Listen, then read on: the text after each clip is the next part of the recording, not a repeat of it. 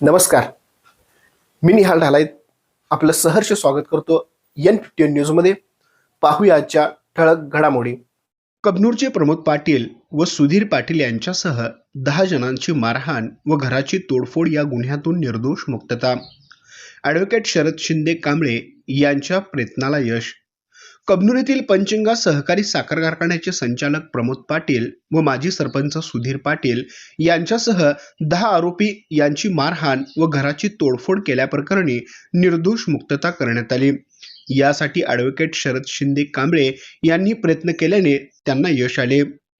कबनूर गावचे नेते व पंचगंगा सहकारी साखर कारखान्याचे संचालक प्रमोद पाटील व माजी सरपंच सुधीर पाटील यांच्यासह मनोज पाटील, प्रफुल्ल गुरव, रजत पाटील, इराप्पा स्वामी, अमोल चौगुले, हरीश पाटील, अविनाश कुंभार, भैया जाधव या 10 आरोपी यांची मारहाण व घराची तोडफोड केल्याप्रकरणी निर्दोष मुक्तता करण्यात आली.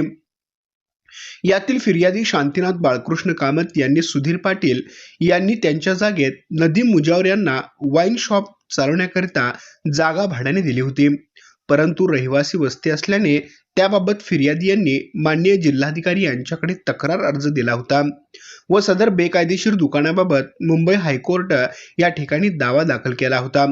तो प्रलंबित आहे. याचा राग मनात धरून सुधीर पाटील, प्रमोद पाटील यांच्यासह 10 जणांनी दिनांक 2 एप्रिल 2024 रोजी रात्री 11:30च्या सुमारास शांतीनाथ कामत व त्यांचे कुटुंबीय घरामध्ये असताना प्रमोद पाटील, सुधीर पाटील, मनोज पाटील, प्रफुल्ल गुरव, रजत पाटील, इराप्पा स्वामी, अमोल चौगुले, हरीश पाटील, अविनाश कुंभार, भैया जाधव हे घराजवळ येऊन त्यांना व त्यांच्या कुटुंबियांना शिवीगाळ करून घरावर दगडफेक सुरू केले. तसेच घरासमोर लावलेल्या 2 ॲक्टिवावर दगडफेक करून दोन्ही मोपेडचे पूर्ण नुकसान केले. घरातील सर्व मंडळी बाहेर आले असता त्यांच्यावरही दगडफेक करून व शिवीगाळ करून अंधाराचा फायदा घेऊन लाथाबुक्क्यांनी मारहाण केली. तसेच आरडाओरडा करीत असताना गल्लीतील लोक जमा झाले व पोलीस गाडी आल्यानंतर ते सर्वजण गल्लीबोळातून पळून गेले. अशा पद्धतीने शिवाजीनगर पोलीस स्टेशन येथे तक्रार नोंद करण्यात आली होती.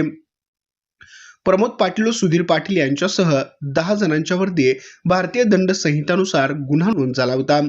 सदरचे गुन्ह्याचे कामकाज प्रथम वर्ग न्याय दंडाधिकारी इचलकरंजी यांच्यासमोर साक्षी पुरावे सुरू होऊन प्रत्यक्ष कामकाज झाले, तेव्हा ॲडव्होकेट शरद शिंदे कांबळे यांनी काम पाहिले. न्यायालयातील प्रभावी युक्तिवाद, कबनूर गावची राजकीय परिस्थिती या सर्व बाबी, राजकीय परिस्थिती तसेच गुन्ह्यातील साक्षीदार यांचे जबाब उलट तपासामध्ये त्यांच्यावरती प्रभावी युक्तिवाद करून सदर गुन्ह्यातून प्रमोद पाटील, सुधीर पाटील यांच्यासह 10 जणांची निर्दोष मुक्तता करण्यात आली. वरील सर्व बाबी विचारात घेऊन प्रथम वर्ग न्याय दंडाधिकारी इचलकरंजी यांनी सर्व बाबी विचारात घेऊन या सर्वांची निर्दोष मुक्तता करण्यात आली. ॲडव्होकेट शरद शिंदे कांबळे यांचा प्रभावी युक्तिवाद ग्राह्य धरण्यात आला. यांनी प्रयत्न केल्याने त्यांना यश आले. यांच्यावर सर्व स्तरावर अभिनंदनाचा वर्षाव होत आहे. आमच्या प्रतिनिधीसह पाहत रहा N51 न्यूज.